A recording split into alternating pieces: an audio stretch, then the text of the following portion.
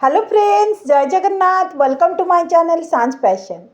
Friends, मु आज आपण मानक कि गोटे बढ़िया सुंदर प्लांट नहीं आसी जोटा कि आपण मानकर बहुत पसंद प्लांट आउ सेठी होची हमर फुलर रानी गोलाप बा हमर रोज प्लांट। रोज प्लांट पाई कि फ्रेंड्स मु आज एमिति गोटे फर्टिलाइजर नहीं आसी जोटा कि आपण मानकर किचन रे बहुत सहज रे एटा मिल जाई पारे।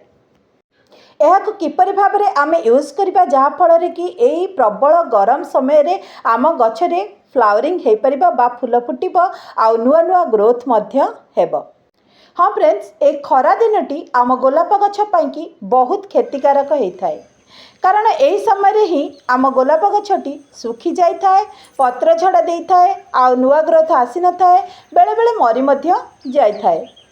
आउ ए खरा समय रे आमे जदि आम गोलाप गछर प्रॉपर केयर न नेबा फ्रेंड्स, ताहले आम गछटी नष्ट होबार बहुत संभावना थाए। तेणु फ्रेंड्स आमे किछि छोट छोट भूल करि थाए ए गछर केयर नेबा बेले, जहाँ फल रे गछटी आमर नष्ट हो जाई थाए। फ्रेंड्स, गोलाप गछ बसंत ऋतु में बहुत सुंदर फ्लावरिंग करथाए। ए प्लांटटी आमर जनवरी फेब्रुआरी मार्च मास तक बहुत बढ़िया फ्लावरिंग करिथाए, किंतु जेतेबेले बहुत गरम आसी थाए ए गछटी रे बहुत प्रॉब्लम देखा मिली थाए। तेणु फ्रेंड्स सेतेबेले आमको आम गछर कंडीशन देखिक ही तार इलाज करने को पड़ता है बा तार केयर नबाकू पड़ी थाए। शीत ऋतु में फ्रेंड्स ए गछटी बहुत सुंदर फ्लावरिंग करथाए। डिसेम्बर आउ जनवरी मास को छाड़ी करी फ्रेंड्स आउ सबु मासरे आमर गोलापटी बहुत सुंदर फ्लावरिंग करि थाए। किंतु गरम दिन फ्रेंड्स आमको आम गछर केयर टिके भल भाबे नबाकू पड़ी थाए। खास करी ए जो आमर जून मासटी आम गोलाप गछ को बहुत क्षति करि थाए। फ्रेंड्स एई मासरे जो खरा पड़ी थाए ताहा आम गछ पाई कि एते क्षतिकारक होता है जे ताहा सुखेई मध्य देई थाए, मतलब आम गछ को बेले बेले मारी मध्य देई थाए। तेणु फ्रेंड्स यही समय रे आम आम गछ को किपरि भाव में फर्टिलाइज कर आउ तार केयर किपरि नहीं पारिबा आउ कौन फंगस न लगिबा पाई कि कौन सबू होममेड मेडिसिन ताकू यूज करबा से विषय रे मु आज आपण मानकू कहिबी ए वीडियो रे।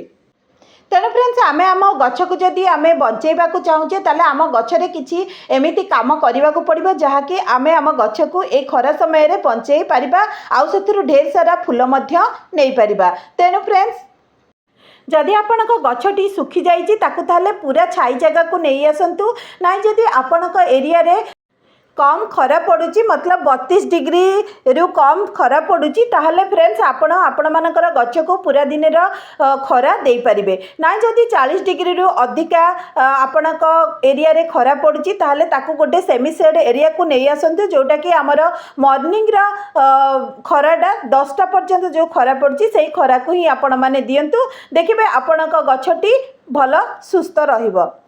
सेकेंड कथा मन रखु फ्रेंड्स, गछरे सबु बेले मॉर्निंग रे आपण पानी देबे आ पानी देला बेले आपण गछर ऊपर मध्य स्प्रे करिवे, कारण एही समय रे जे गर्मी पड़ुची माने खरा पड़ुची गछरे आमको ओदालिया रखिया को पड़िबो। किंतु सबु बेले आपण माने गछर जो ड्रेनेज होल माने जो कणा करिसंती आपणक पॉट रे सेटा को देखिबे सबु बेले, जेमिति आपण पानी दउ से पानीटा ड्रेनेज हेकी बाहर को बाहरी जाउथिबो ना, न हेले आपणकर गछरे फंगस लगिबार बहुत संभावना रहिबो। देखंतु फ्रेंड्स मुझे आपण मानक आगरे मोर गछर सब गुड़ाई कर दउची आ गछटी मोर केते सुंदर भाबरे ग्रोथ करिची। तेणु फ्रेंड्स आपण माने सबु बेले सकाळ ओली आपण देई दियंतु गछरे पानी आउ स्प्रे मध्य करि नियंतु।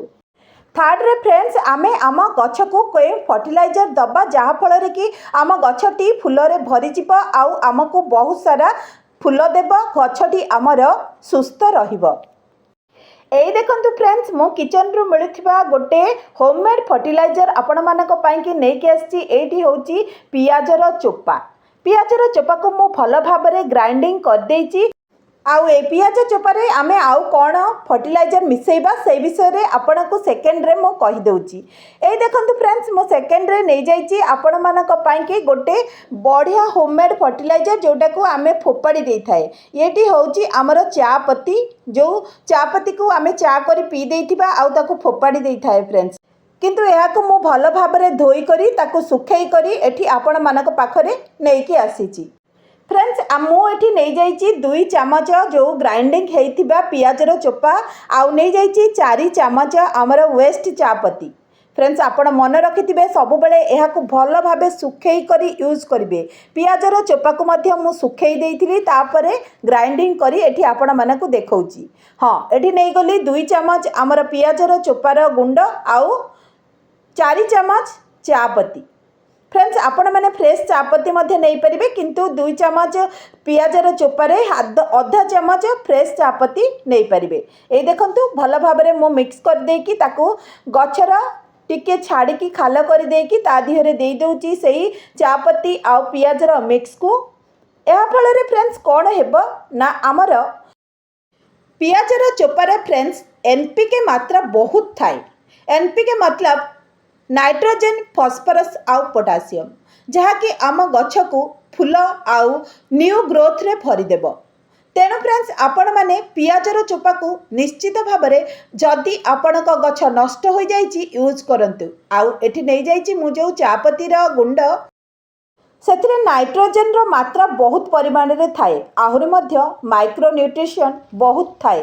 तेणु फ्रेंड्स आपण ए दुईटी जाक को मिक्स करी गछरे दे दियंतु देखिबे आपण को मला गछ पुणी बंची उठिब आउ एमती मो भली न्यू ग्रोथ देकी फूल मध्य बहुत आसीब।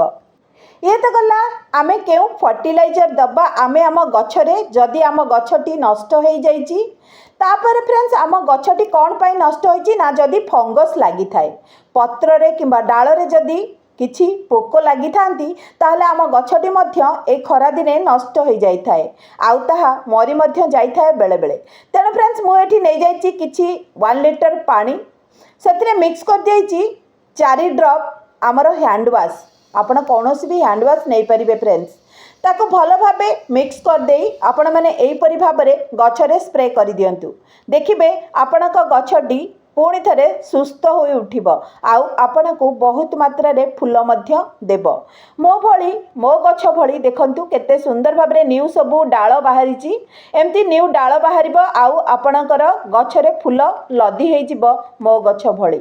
आउ फ्रेंड्स देखंतु केते नुआ नुआ कढ़ मध्य आसीची।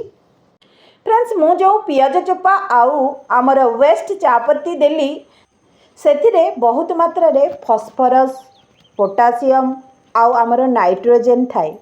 नाइट्रोजेन आमर गछरे नुआ नुआ पत्र आसीबारे साहाय्य करिथाए आउ फॉस्फोरस आम गछ को बहुत फूल देई थाए। पोटासियम आम गछ को सुस्थ रखि थाए फ्रेंड्स। तेणु फ्रेंड्स आमे सेही सार गुडी को देले आम गछटी एई बड़ी फ्लावरिंग करि थाए। तेणु फ्रेंड्स आमे किचन रे बाहर थिबा सेही वेस्ट जिनिस गुडी को न फोपाड़ी आमे जदि आम गछरे यूज करिबा ताहले आम मन को तो खुशी मिलिबो आम गछटी मध्य हेल्दी हेबो आउ ए खरा समय रे आमको बहुत सारा फ्लावर मध्य देबो। ताहले आपण माने सेही सार को यूज करंतु आउ आपणक गछ को सुंदर बनांतु फ्लावर दे। देखंतु केते सुंदर फ्लावरिंग करची मोर गछ गुड़िक। फ्रेंड्स मु खाली होममेड फर्टिलाइजर मो गछरे देई थाए बाजार रो आनी कौनसी फर्टिलाइजर मु दिए नाही सार दिए नाही कारण ए खरा समय रे आमे आमर गछ को होममेड फर्टिलाइजर ही दबा उचित नहले ताहा बेसी खराब हो जाए थाए। हाँ फ्रेंड्स वीडियोटी केमती लगिला निश्चित गोटे कमेंट करदेबे लाइक करदेबे आउ सांग मानक सांगरे शेयर करने को जमा भी भूलिबे नाही। समस्ते गछ लगांतु आउ आम परिवेश बंचातु। ताले रहूची पुणी देखा हबो आउ गोटे नुआ वीडियो रे। जय जगन्नाथ। जगन्नाथ समस्तंकर मंगल करंतु।